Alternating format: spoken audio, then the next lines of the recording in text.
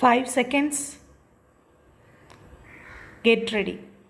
Delivering the first convocation of the Northeastern Hill University, the councillor said, I deem it a pleasure to participate in this convocation. These hills and forests have attracted me in this region, is one of the delightful parts of our country. The beautiful landscape is matched by the colorful costumes and the customs of the people who are best known for their friendliness.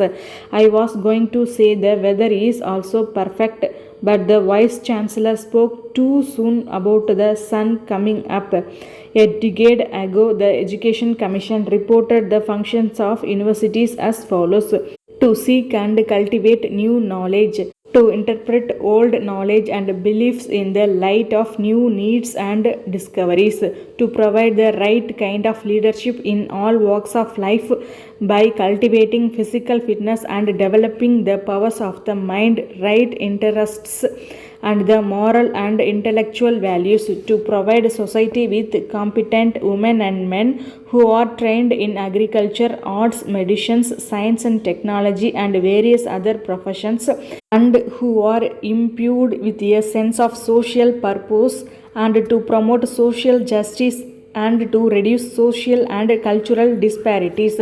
This is a summing up of some objectives of higher education. What it does not mention is the fostering of responsibility. Education is a process of training the various faculties of a person, enabling him to achieve harmony between them and to become more cleanly conscious of the responsibility to his country and to humanity as a whole. It is not merely what you learn, but how you use your knowledge and what sort of person you become. Modern educational system in India has drawn inspiration mainly from the Western model stressing individual advancement.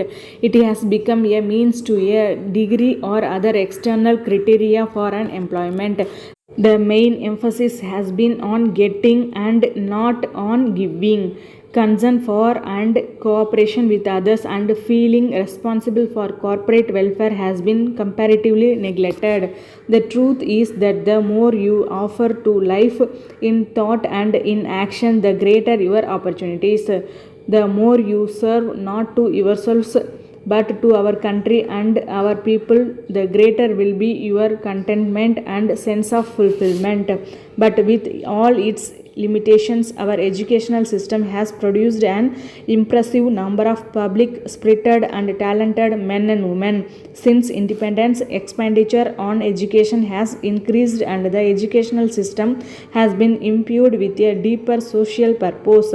It has opened its doors to backward regions and to the state of university, which had earlier been deprived. It has brought social mobility in a static body. That is why, although prudence demands limiting the number of admissions to college, so far we have not followed a restrictive policy. It is essential for national well being to break the old walls of privilege and ensure that new hurdles to not obstruct the progress. Education and employment have led to a new consciousness of national unity. A young person born in any part of the country, however remote from cities and centers of industry and commerce, it should be considered the entire country as his. Impressive institutions have been built for research in the natural and social sciences.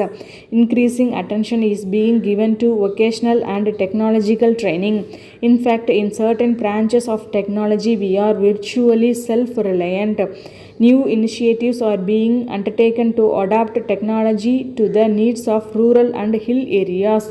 I am told that there are no facilities for graduate and postgraduate studies in agriculture or animal husbandry. I welcome the proposal that the Northeastern Hill University should establish a College of Agriculture and Animal Husbandry. The University Grants Commission and the Indian Council for Agricultural Research will set up a joint team to go into the details and frame concrete proposals soon. The old Indian concept of education went far beyond formal education, for it aimed at creating better men and women, stretching their capacity and awareness to the utmost.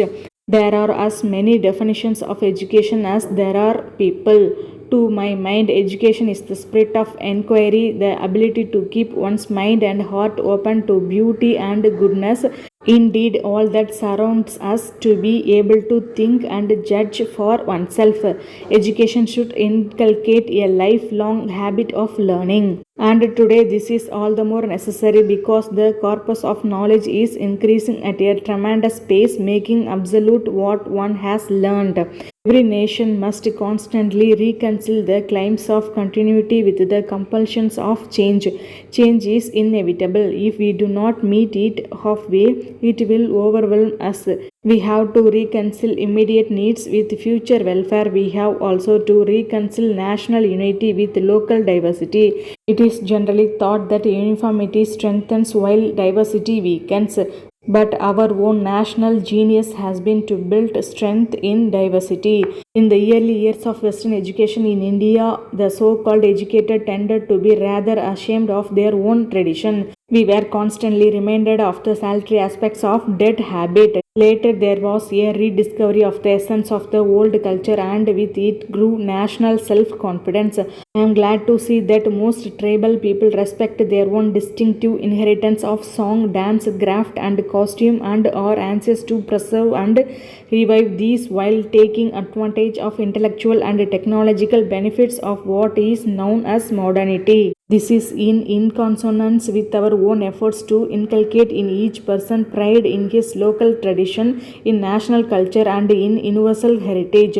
People without identity of roots are misfits anywhere, but we must so train our minds and emotions as to avoid conflict between these loyalties. There have been periods when the urbanite tended to look down upon the villager. Many in the West denigrated anything belonging to alien cultures, and people in our country were totally ignorant of our tribes. But the sophisticated person of today is beginning to appreciate the beauty of the wild and the quality of simplicity and has a growing interest in others. Modern culture is not concerned with the dress and mannerism but is a way of thinking. This university success in all walks